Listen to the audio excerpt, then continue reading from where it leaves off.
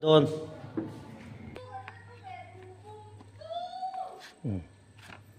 Đại hiến. Không thấy to. Nó mất.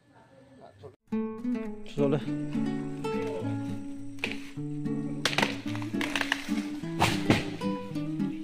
Ít lá bì.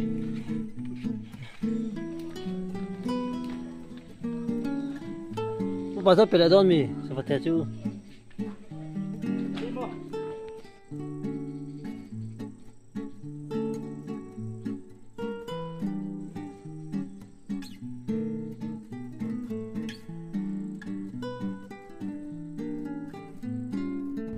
Tao nói ai?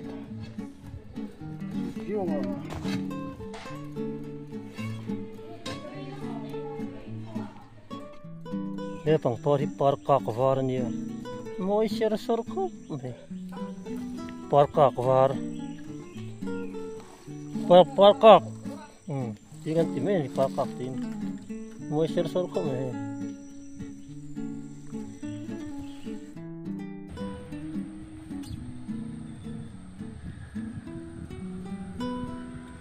nó thích số.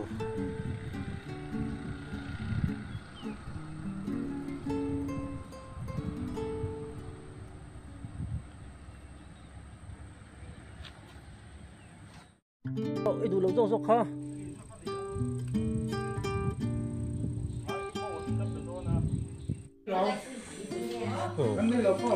Hiện exhaust fan hi capacitor hi low servo tu me ha ngai do na hay mo hay việc thầy tao ni hay capacitor chak lo hian ati nung chỉ đó anh mà function thalo dewa capacitor hian nung ma sira ati vir chak lo wa capacitor chu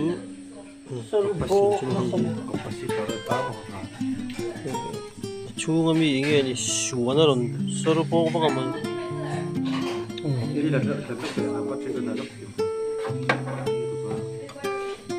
Nanti nanti bikin dulu mereka.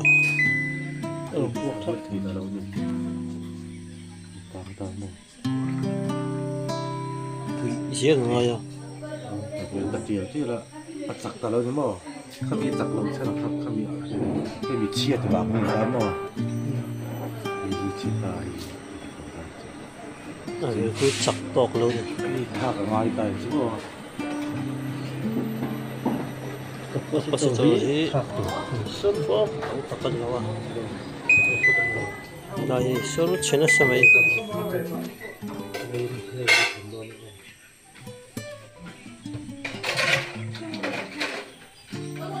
capacitor apoi mo bel la ya chu sofa hi achuat kan thak do na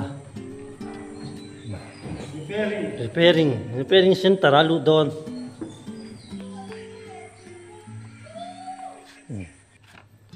đại hiến xiêm nó cái này đó là chua thâu hi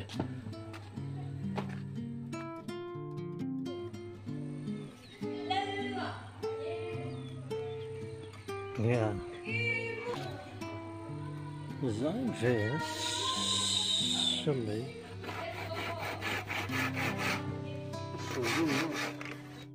chỉ là sát đi thôi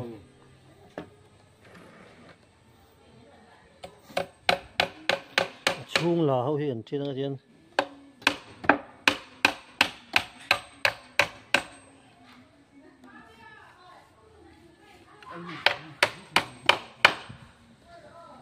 có lùi đồn mạnh bay về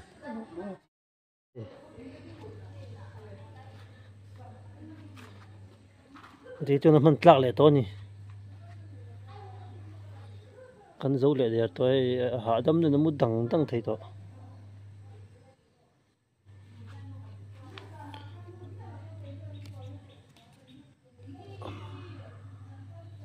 nó mất thì khóc mày tội là khi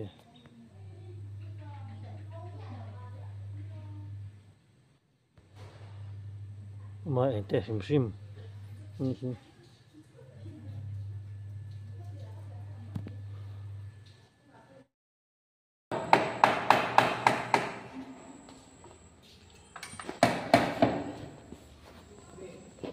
学没好不好？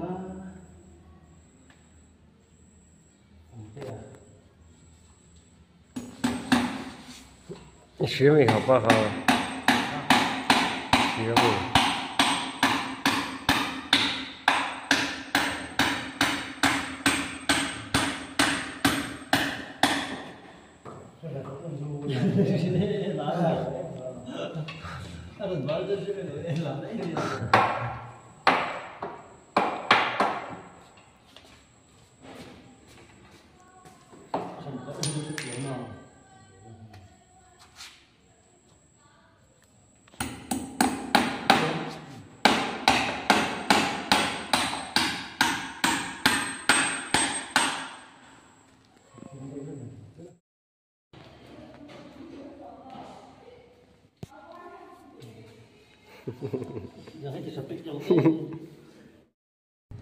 Tao ơi.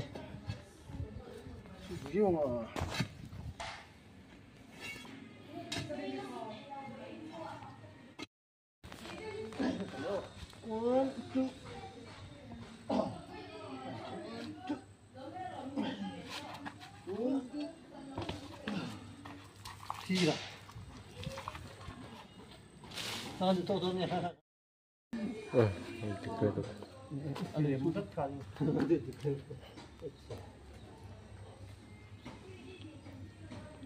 안 좋은데 이거 두번 파대 이건 너무 해줘.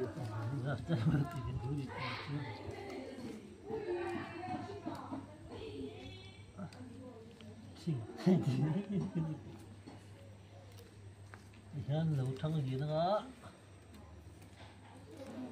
chỉ không có chuyện đại là anh quay thật cái chuyện nên thấy cái bông sữa cái啥不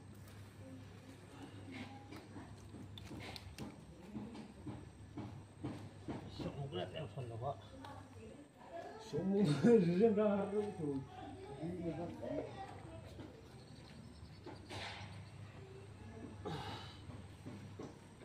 tụi bay lẩu khó đâu thôi ạ đôi mình cái này nó ngay này đây nó ở đây cần phải là tùy đâu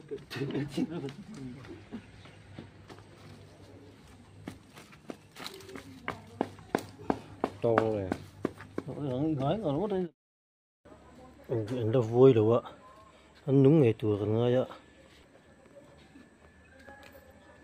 mà như cần phun khai nó vui sướng mày ạ sẽ thum phun thật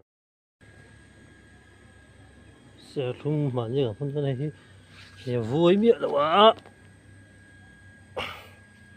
thế lại hiện